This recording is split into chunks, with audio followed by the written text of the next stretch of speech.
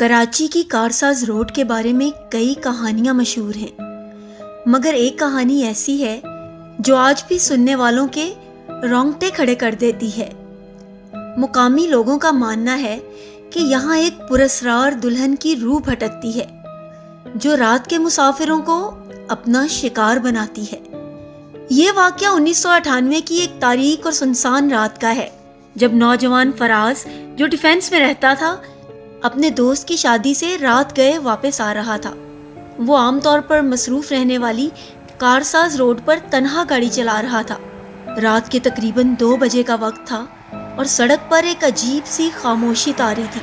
فراز نے گاڑی کی رفتار کچھ کم کی کیونکہ اسے ایسا لگا جیسے سڑک کے کنارے کوئی کھڑا ہے۔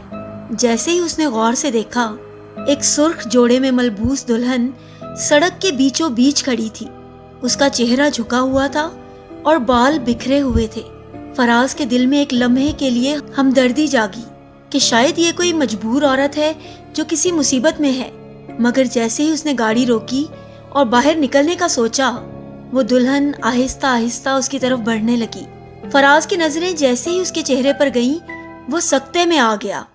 دلہن نے اچانک اپنا چہرہ اوپر اٹھایا اور فراز کی روح تک کانپ گئی۔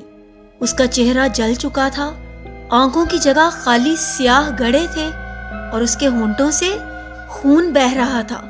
اس کے منہ سے عجیب و غریب سرگوشیاں نکل رہی تھیں، جیسے وہ کسی اور ہی دنیا کی زبان بول رہی ہو۔ فراز نے گھبرا کر گاڑی کا دروازہ بند کیا اور پوری قوت سے گاڑی بھگائی، مگر جیسے ہی اس نے بیک ویو مرر میں دیکھا، وہ دلہن اس کی گاڑی کے ساتھ ساتھ دوڑ رہی تھی، ایسی رفتار جو کسی انسان کے لیے ممکن نہیں تھی۔ فراز نے پوری طاقت سے گاڑی کی رفتار بڑھائی، مگر وہ منحوس دلہن برابر ساتھ ساتھ دوڑ رہی تھی۔ اچانک وہ غائب ہو گئی۔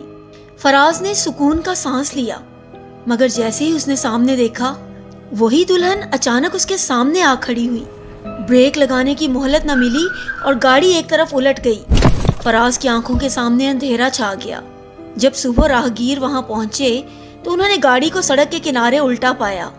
فراز ہوش میں آیا، مگر اس کا رنگ اترا ہوا تھا اور وہ کچھ بھی بولنے کے قابل نہیں تھا۔ کئی دنوں تک وہ بے ہوشی اور ڈراؤنے خوابوں میں مبتلا رہا۔ یہ پہلا واقعہ نہیں تھا۔ کئی دوسرے لوگوں نے بھی دعویٰ کیا کہ انہوں نے اس سڑک پر ایک سرخ جوڑے والی دلہن کو دیکھا ہے، جو کبھی گاڑیوں کے سامنے آتی ہے تو کبھی ان کے پیچھے دوڑتی ہے۔ مگر وہ کون تھی؟ ایک بدروح، ایک بھٹکی ہوئی روح، یا محض لوگوں کے تخیل کا نتیجہ؟ یہ راز آج بھی حل طلب ہے، مگر جو بھی اس کہانی کو سنتا ہے وہ رات کے وقت کارساز روڈ پر تنہا جانے سے پہلے ضرور سوچتا ہے شاید اگلا شکار وہ خود نہ ہو۔ امید ہے آپ کو آج کی ہماری کہانی پسند آئی ہوگی۔ ایسی ہی دلچسپ کہانیاں سننے کے لیے پلیز ہمارے چینل کو سبسکرائب کیجیے۔ شکریہ۔